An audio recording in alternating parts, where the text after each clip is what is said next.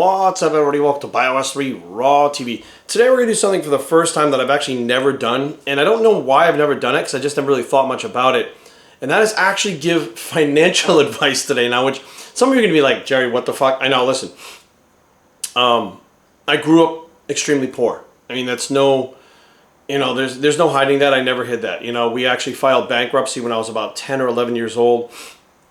We lost our house. We lost everything. It wasn't like it is nowadays where you file bankruptcy and keep your shit.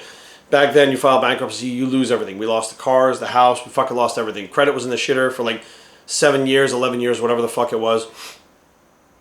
And my father was out of work. My mom had to go to work. My dad was injured at work. Frito-Lay was the company I used to work for.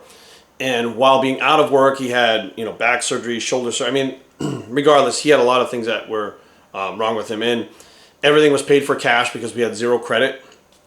The cars that we drove were constantly breaking down, falling apart because we couldn't afford to actually get a car. And there were times where we would live in one place and the rent was a certain amount and something happened that month where we wouldn't be able to keep paying rent the next month. And back then they didn't have leases that you signed. A lot of it was just a handshake deal and you just pay month to month by cash. And I remember we'd move into one place and we'd be there for like 2 months and then something would happen and all of a sudden my mom would be like, for this month, keep the security deposit because we're leaving the next month. So we'd only be there for like 2 months, barely unpacked, and then have to move again because we couldn't afford it. And then we would have to do things like that. And there were times where, it was tough. Luckily we had our family, my mother's side of the family that we lived near. So we moved in with my grandfather, downstairs with my grandfather when we lost the house. So we had a place to go. We weren't going to be homeless necessarily, but without that family being there to help us, then we would have absolutely been homeless. My mom and dad and 2 kids and my dog, our dog Heidi, which I would not, like, when we moved, my mom said we can't take the dog. And I love this dog. I love all my dogs. I always have. And I threw such a fucking fit. And I'm not the fit kid. You know what I mean? Like, I'm the fit guy now. I'm not the fit kid. My brother was the one who would really kind of throw fits when he was younger. I wouldn't throw fits, but I threw such a fit that we kept the dog. Even though there wasn't really much room for her to be there, we kept the dog. It was our German Shepherd named Heidi was her name. I don't know if I mentioned that, but anyways. So that's a little background of where I came from. And, when I got a little bit older, I was working at a strip club and making about between $500 to $700 a night cash. On top of it, doing professional wrestling, which I was actually getting paid. In the independents, I was actually getting paid to travel. Not a lot, but you were still getting paid, up to 3 shows a week, which still helped on top of it. So I was pulling in good money, working at the club and stuff. And then I started to get myself in credit debt. I was young. I was like 20 years old. And things just started going fucking sideways because I got myself in a bunch of debt.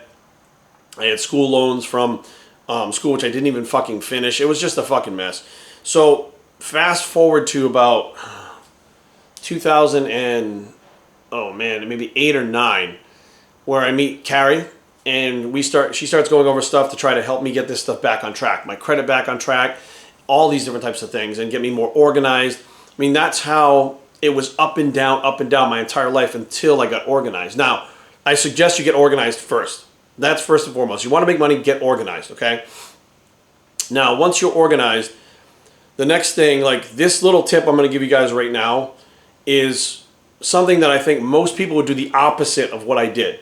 A smart person would do exactly what I did. Somebody who's dumb and immature is going to do the opposite, okay? So there was a company that hired me to do some work for them. And I had X amount of money coming in. And I was saving and everything was good. And when this new contract came in, I was like, look, this is going to put a chunk of change in the bank pretty quick. Now, the average person who's dumb is going to go, well, it's a new contract, it's money. And, I don't really need it because I'm putting away money already and it's saving. So I'm going to be able to take this money and let's just fucking live it up. Let's go wild, let's live it up, let's blow it, whatever. So what I did was every single check that came from that company, I put in the bank. I made a whole separate bank account at a whole separate bank. It's not even in the bank account with my normal banks, right? Whole separate bank account, whole separate bank, and put the checks in there every single month. Boom, ba-boom, ba-boom. Before the blink of an eye, there was $10,000 in that account. And I just never paid attention to it. Just take the check, put it in. Take the check, put it in. Forget the money's there because the money that you're already making, you're living off of, you're saving, you're investing, you're doing all that stuff with the money you're already doing. And this money technically would either be to spend on stupid shit that would just be going nowhere, or you could literally put it away and now that is an emergency fund, it's a college fund, it's a whatever fund, right? So that money has always been there and never been touched, simply because of that. Now, At the same time, if other things pop up, I still do the same thing. That company I no longer work with, but if another company pops up and says, hey, we want to do, we want to work with you for this or whatever, and it's only for like 2 months, right? They got a 2-month contract. That 2 months, that money's going to go in that account too. So that account stays by itself in another bank like it doesn't even exist, and it's a nice little fallback thing. Now, I know a lot of you right now would be saying, well, Jerry, I'm not making enough over here to be able to just take that money and forget that it exists. Like, we're having a hard time paying the bills. We're barely doing the bills as it is, right? I get that. Like, I get that's a position you're in, and now I can give you advice for that. But again, you're not going to like what I have to tell you because it doesn't just fall in your lap, right? The money's not just going to come out and grow on the tree. You go outside, pick it off, and pay your bills. You're going to have to work for it. So to get yourself out of that spot, you're going to literally have to put your nose to the grindstone and push even harder. Now, here's the kicker. It's not going to be forever, okay? Once you get ahead, you can then sit back a little bit. You know, I prefer to keep going. I mean, keep going until you fucking can't handle it anymore and you pass out or wind up in the hospital. That's my way of doing it. But the average person doesn't want to do that. They want to live a more comfortable life as far as not having the stresses of more than one job, etc. All right, so let's just start here. If you're a couple $100s short just about every month, or you're just about breaking even, the easiest way to do this, okay, to literally make more money and use it there and put it in the bank like it doesn't exist, start a free eBay account. Start a free Poshmark account. Start these accounts for free. Get on the computer one night, take an hour, create the different accounts. Put in the pictures and stuff, and now you have the accounts created. Now what you have to do is find something that you want to sell on these things, right? Stuff that you have around the house that's still good quality, right? That you don't no longer need, or you don't use it and it's just going to sit there. Why not turn that into money? It's just sitting there anyways. At least now you can turn that into something that can help you in your future. That stuff that's sitting in your closet that you don't wear, that stuff that you're not going to use, is money in the bank. It's literally like your closet is a bank, and that's money sitting inside of it. So now go in the closet, pull those few things out. Let's say you make 20 or 30 bucks, right? That 20, 30 bucks you didn't have before. Put it in that bank. Let's say the next week you make $50. Take that $50, put it towards your bills. The following week you make $50. Take that $50 in the bank. The fourth week of the month you make $70. Take that $70 towards the bills. Whatever's left over from the bills, if you have stuff left over, throw it in the other account like it didn't exist. If you're doing Poshmark and you're doing eBay at the same time, you're going to be pulling in maybe $100, $150, even up to $1,000 a month, which you didn't have before. Now you're going to have to work for it, but here's the thing. Working for that is not going to be the same thing that you're doing at your job. It's a different thing. So you're splitting your time between two different things, which makes it easier when you're working really hard to not be doing the same thing to try to get the same result and get the money out of that. So as you start to run out of things that you're selling around your house and stuff, you literally go to a flea market. You literally go to yard sales. You know, a friend of mine, Joe, used to he was always the king of, he was like the entrepreneur before the word was even fucking invented, right? So I went to his house one day and he had all these VCRs set up in his fucking spare room, like 10 VCRs. I'm like, what are you doing? He's like, I'm making copies of tapes and then selling them in the newspaper. So he sells them like back then we didn't have online. So he would actually put an ad in the paper of these different cartoons and shit for kids. He'd sell the tapes, right? Then one day I come to his house and he's got fucking, this is like 6 months later, he's got like 4 tanks, like fish tanks in the same fucking room. The video things are gone, the fish tanks are in there. And I'm like, what the fuck are those? He's like, those are my bearded dragons. I'm like, what? He's like breeding bearded dragons. He did that for a little while, right? And then there was one time where he was like, hey, yo, come to these flea markets with me. And I was like, fuck, all right, whatever. So we're walking around these flea markets and he's picking through the toys, right? I'm like, what the fuck are you doing? He's picking through the toys and you look, boom. Oh, this one right here, this wrestling action figure, Dusty Rhodes. How much for this? And the guy goes, 50 cents. He's like, oh, dude, this is old. How like a quarter? The guy's like, all right, cool. He gives him a quarter, right? We leave. He's like, yes. We go to a couple more yard sales. He finds like 2 or 3 more of those same figures, and he's buying them. So finally we get home. He's like, these things are worth $150 out of the package, even if the head's chewed off. In the package, you're like $500. He paid a quarter or $1 the most at these yard sales. He then took them to these toy shops and sold them at the toy shops for half, which was $75.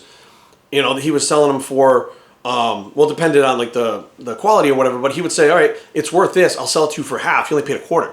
So he's making fucking $74.75 every time he sold one of those things because he paid a quarter for them. Like that was Joe's thing. And people would say, well, he's a hustler. And I'm saying, well, he's an entrepreneur. You know what I mean? He's not out there scamming people. He's not people ripping people off. He's out there purchasing something, then turning around and reselling it for a big profit.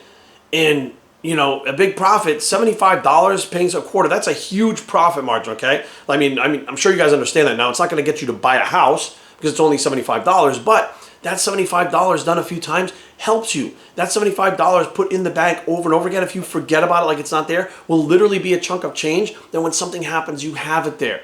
And that is something that I didn't grow up with. That is something that no one taught me. You know, like I had to figure out on my own. The ways that I needed to make myself get out of the point where I was at was draw multiple sources of income, which was YouTube as a source of income. I had my personal training as a source of income. My online training as a source of income. The clothing line is a source of income. The supplement company contracts I had in the past were sources of income. Now I have the supplement company, which is a source of income. So you have multiple sources of income coming. When something gets added to that, that doesn't need to go in your bank account and be spent just for the fuck of it. You don't go buy a piñata full of fucking Tootsie Rolls and smack it around on Saturday night just because you had the money. You take that money, you put it in the bank, you forget about it. And sooner or later you have this chunk of money that may just save your ass or someone you love's ass at some point. But be aware, you know, and I just want to throw this out there. As you're doing this and people see you doing it around you, the hands start coming out. People start asking for handouts. Yo, man, can I have $100? Let me borrow $50. Let me borrow $200. Shit like that. I need more for this. So be aware, like there's some bad things when people see you start working hard like that. But every single one of you right now have the availability on your phone, on your tablet, on your computer to make these stores, to sell things and make money. There's really no excuse anymore. Like you don't even have to leave the house. You can literally sell these things.